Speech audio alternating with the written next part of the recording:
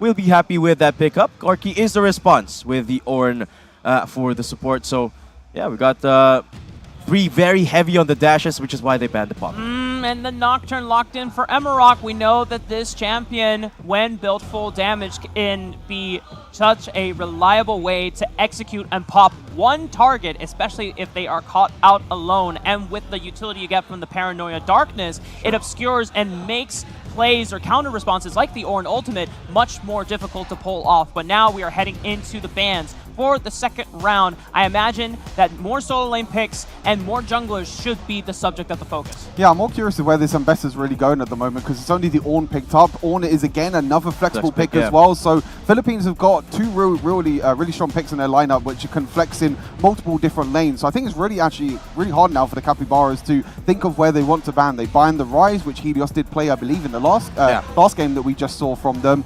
And now for Wild Capybaras, they have to think to themselves, what are we going to pick? Because this flexibility makes it very difficult to judge where all these champions are going. But one thing's for sure, they had to take away the Orianna. Nocturne being locked in, that's an instant one-ball combo. If they lock in, if they get the Orianna going for Shumas here. So, see if CKT have sniffed that yet.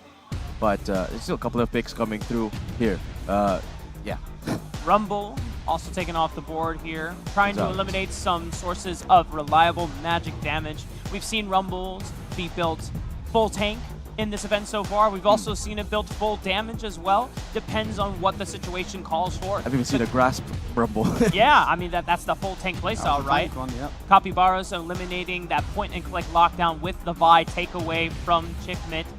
Still yet to be a jungler locked or secured here for Thamelapse unless it turns out to be that Ambessa. Yeah, I think it's really important to know that both these teams don't really have a source of AP damage really at the moment. Ezreal does a little bit, but both these sides are very AD heavy at the moment. So the Philippines roster banning out the Rumble, banning out the Lissandra. You're thinking of the likes of potentially Gwen could be an opportunity in one of these solo lanes. You can flex around the Ambessa and put it in the jungle, another side lane. Or the Aurora, which gets left open throughout the entire draft and does get picked up here for the Philippine roster. But take a look at the roster though of WCP. They've got 2 beefy boys already, and as you mentioned, no mage yet. So yeah, Orianna will be left off, and as the Kazakhs will be taken by Timelapse. Really feeling confident on the Kazakh. I mean, this guy just popped off on Kazakhs a couple games ago, but Capybaras probably didn't get a chance to see that game in full, but the fact that they go with the Vladimir, that's going to be their magic damage solution to tie everything together on this composition. When we look at both of these teams, Stuart,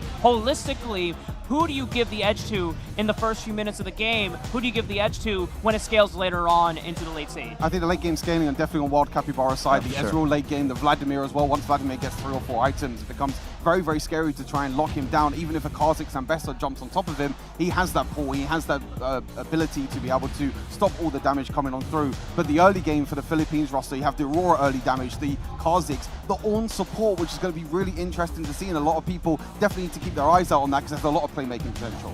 Yeah, but you got to take a look at the top half of the map here for Team Philippines. They got 3 playmakers amongst them. They got the Ambessa, the Kazakhs, and the Aurora. These 3 players have taken the spotlight over and over again all throughout Wild Round Smash. And when you give them these playmakers, they either go big, Rafa, or go home. Yep, and we can imagine that Team Chickmit, they are believing in their individual abilities, their individual mechanics to try and steamroll through that early stage of the game before the Capybaras can come online, which is strange because the Capybaras had shown that their best look so far in this creator track best of 1 single round robin on day 2 has been the early game aggression. Yes. I think, Stuart, they are trying to rely on that Nautilus support, trying to roam around and set up plays with that Nocturne to be that early bridge. No, exactly that. If the Nautilus can stay with the Nocturne, of course Nocturne has a paranoid to make sure everyone makes sure they don't even know what's inside, basically. Then the Nautilus comes on through with that mobility, with the lockdown as well. If you can lock down the likes of the Corki, for example, and stop that damage, it becomes very difficult, I think, for the Philippines roster to actually come on through. But they have so much aggression on the other side. I think we're going to see a lot of team fights in this match, Rafa. There's going to be so much going on, so much back and forth happening. And I think it's going to start really early on. Timelapse, I think, before even the 2-minute mark, already had a couple of kills in the game against Vietnam. And such is the key here for the Kazakhs, which in my opinion is the biggest piece of this puzzle of the Chickmit roster. They have to have something going on for Timelapse, otherwise the Kazakhs is just going to fall off. Kha'Zix can be one of the most oppressive junglers to face if he gets a gold lead for himself. As soon as that first item comes through, his overall lethality on isolated targets just shoots through the roof. So Team Chickman, I would not be surprised if they are willing to give up some of those early laning resources to make quicker collapses and rotations just to get an advantage for time-lapse in the jungle, trying to stop Emerok from farming up on the Nocturne. I'm so down for a world where we see fighting as early as level 1. That'd be kind of crazy. I mean, we saw it at level 2, really, for the Wild Exactly. Capybaras and going for invades and everything. Invading can be a little bit more difficult, though. We'll have to see this time around as we get ourselves ready. It's going to be Helios on that Aurora. And as I mentioned, the late game scaling is really what comes into play here for the Wild Capybaras. The Vladimir, the Ezreal, the Nocturne as well is going to be very scary in the later stages of the game. I have to watch out for Rox as well, right? And from CKT, usually plays the Galio, loves roaming around the map, especially once he gets that Hero's Entrance. This time we'll be playing with the Ornn, so a little bit more towards the team fighting, less towards the global presence. It's going to be harder to fight pressure as well as the Ornn in the early stages, so I wonder how they're going to traverse towards that bottom lane, or maybe they will focus on the upper half instead. Yeah, and it seems like we have lost the game screen footage. We will try to get back to the view as soon as possible. Might have just be a pause, but we will get back to the game as soon as possible. So this just gives us a little bit more time to cook here on the desk, see how that action is going to play out. We didn't see any immediate level 1 scrapping from the get-go, maybe a little bit more reserved and calculations and methodical gameplay from both of these teams, as both teams understand how important it is to get a leg up and win this match, because I want to remind everyone, just in case we have lost track of where the updated standings are for our single round robin score. Team Capybaras from Brazil lost one game to WRLK, but they won another one against the Turkish Delight. So they are 1-1 so far. Team Chickman played 3 games so far today, and they haven't dropped a single one. They are currently on track to be undefeated alongside the likes of WRLK. Yeah, and this is with preparation, because last night I was talking to some of the boys, and they were like, we are still not heading in. We're going out, practicing, scrimming, because they literally had no time to rest as well. So you could see the amount of prep coming into it as well. So I feel like there's a lot of experimentation that went into their practice last night, but they were like, you know what, let's just stick to what we know, stick to what we've loved and what we've been used to, and make some plays with these big playmaking champs. And so far it's been working out.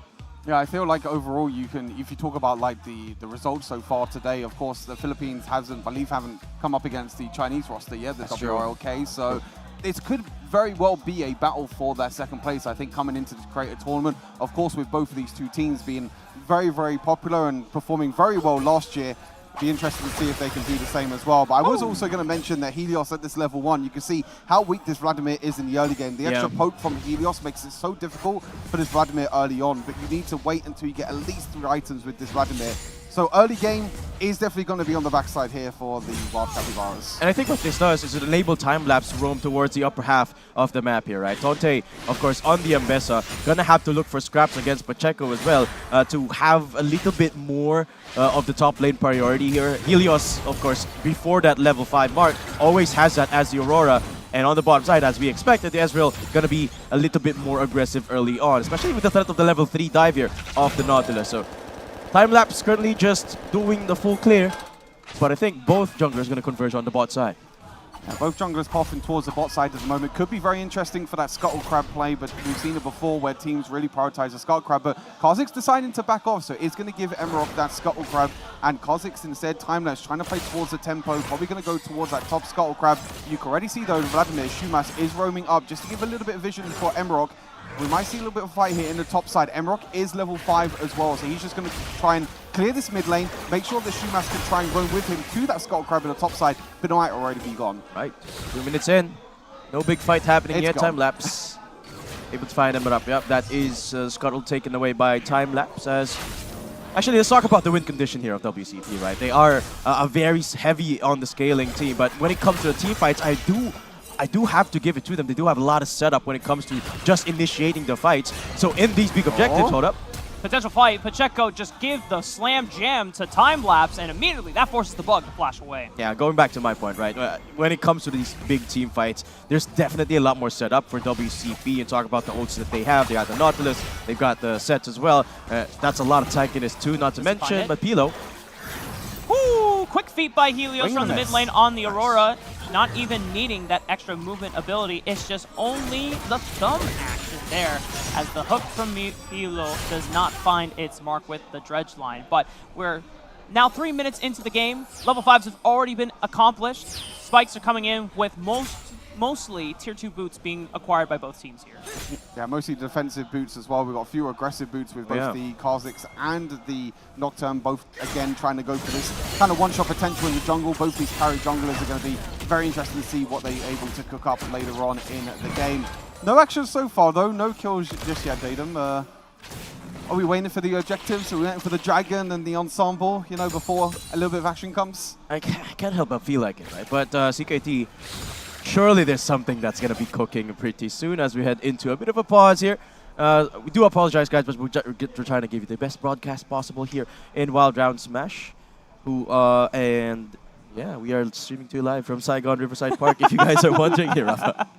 Well, sometimes what happens is that just making sure that the phones do not have any delays on them whatsoever, and if a player does flag that something is wrong, whether it's an FPS drop or whether it's a quick disconnection, then they just want to make sure that there is as much competitive integrity as possible. Of course. So just giving both teams the benefit of the doubt. But just crazy that for the first 3 minutes of this match between Brazil and Philippines, two of some of the most boldest regions in Wild Rift possible, and we haven't seen any kills yet. Exactly. It's kind of surprising, right? But if you take a look at the context, these two teams basically were the same teams fighting in the final last time around, and what's at stake here as well. I mean, sure, it's still the group stage essentially, right? But when you look at the scorelines, CKT haven't dropped a single game, so it really kind of sets the precedent for the rest of the group. If CKT wins this, that Brazil will not have a chance to meet them again in the grand finals if they lose. Yeah, this is kind of Brazil's last chance to try and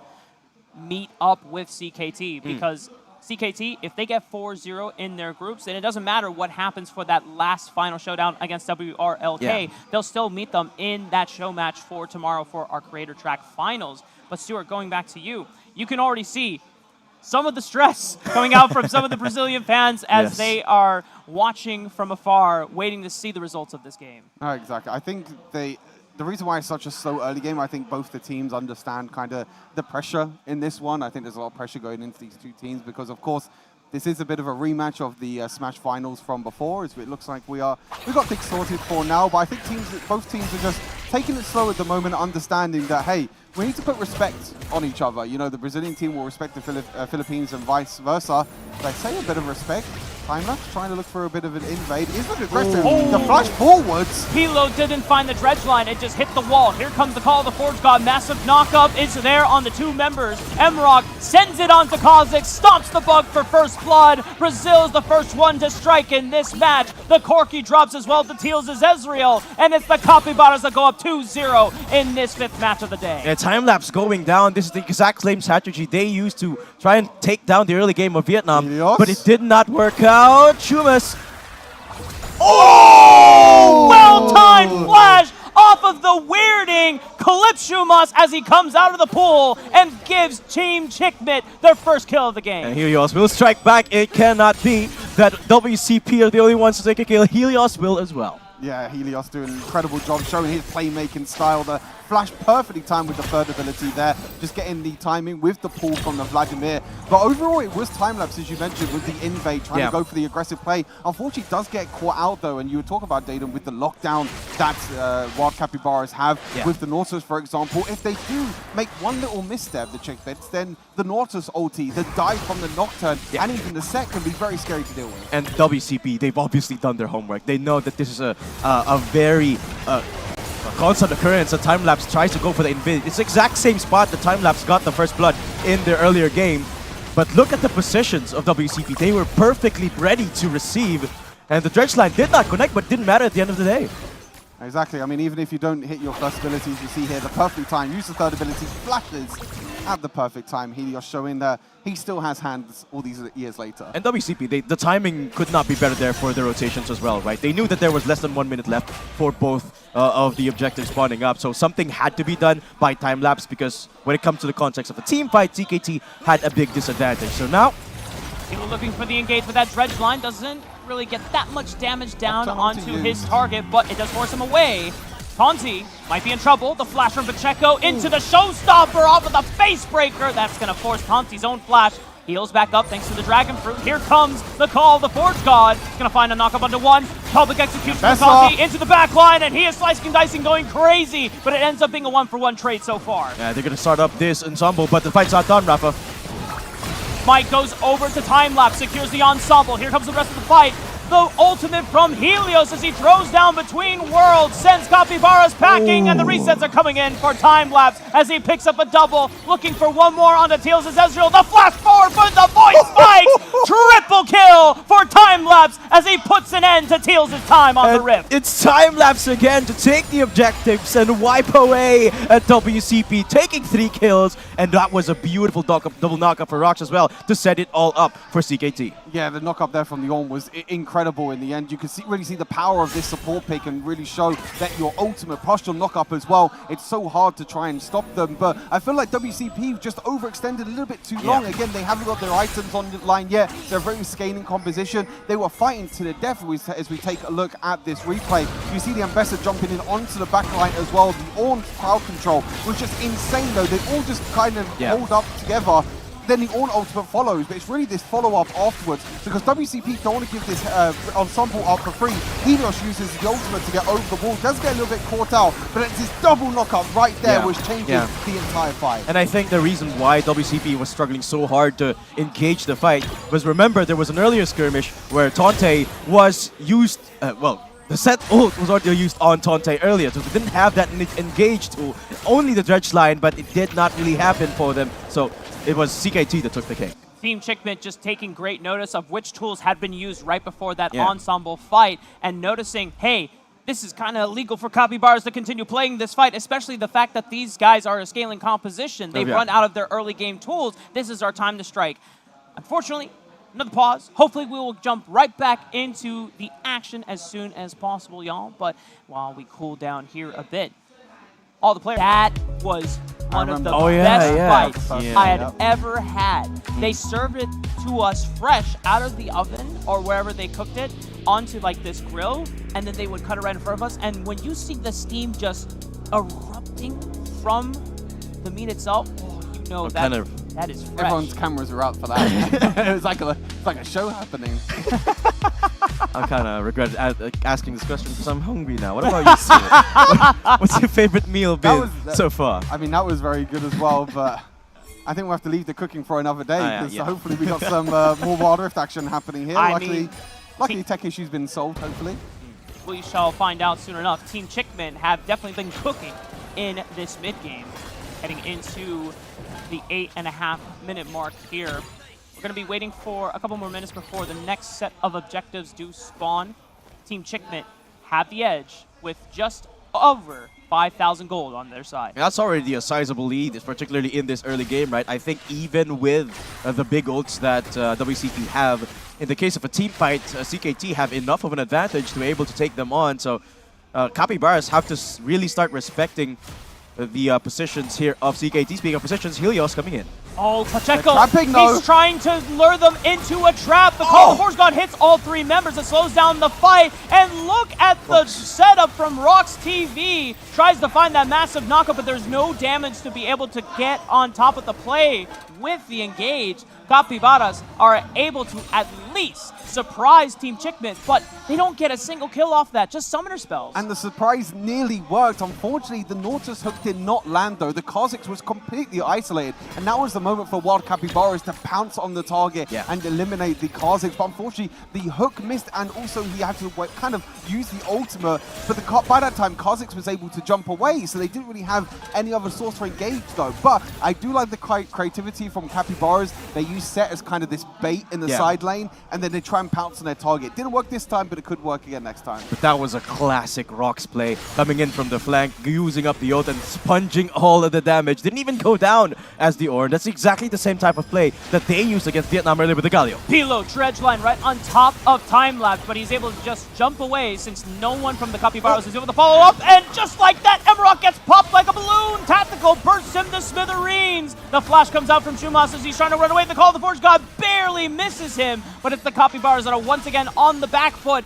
and Team Chickmit continuing to put the pressure on in this 5th game. And to add insult to injury, Time-Lapse gonna steal away the blue buff, diving in! Oh man, Teal's barely able to survive by dodging out on that knock-up engage from Rox, but that is the cost of the tier 1 turret in the mid lane going down. And this is what we're talking about with the early game for Chickbit. You know, if they're able to get this early game lead, and if they're able to snowball this Kha'Zix, it becomes very, very difficult for the Wild Capybaras to come back. They drafted a very late game scaling composition with the Ezreal, with the Vladimir, but now you see the goal difference at the moment in the jungle and in the mid lane. These are the 2 roles at the moment for Philippines that have been able to step up in this game. There's just so much map pressure for CKT.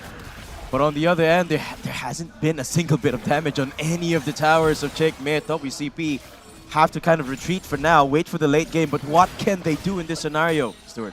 I think it's very hard. I think you have to try and make the same play here for Capybaras. You have to try and make sure that you either pick someone in the side lane, because at this moment, I feel like you can't force a 5 versus 5 against them, because the Vladimir still only has 1 item. Ezreal technically also only has 1 item. We're 11 minutes into this game, but it becomes very difficult because you look on the other side. Kha'Zix has an extra item. Aurora has an extra item as well. These item advantages for Chickmit makes it very difficult for Capybaras, and now Kha'Zix is just soloing Baron for free. They have so much control of this entire top side of the map. Pacheco tries to spring a trap on top of Taunty, but even if he goes down, Team Chickmit, Baron laner, has done his job. He lured them away from the bear, which was the actual play, and the big objective has been secured for the Philippines. Time-Lapse takes the Baron, and WCP, they take 1 kill, but in order to do that, they had to invest all 3 ults in the bot lane. Meanwhile, Time-Lapse was just farming away. He's like, yeah, I can farm the jungle. I can also farm objectives. I can also farm that Baron as well for free. Oh, big knock-up from Rox. Here comes the Call of the Forge God once again. Pilo just will die before the Forge God makes the knock-up happen once again. And it is Time-Lapse leading the charge alongside Rox, forcing the Arcane Shift out of Teals. The rest of the Capybara squad are on the retreat.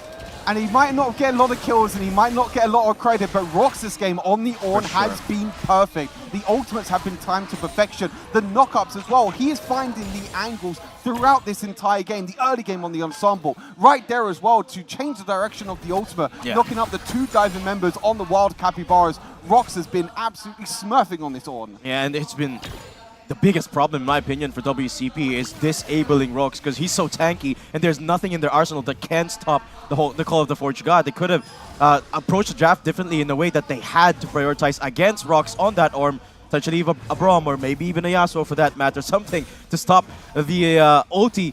But there's nothing they can do to stop Rox.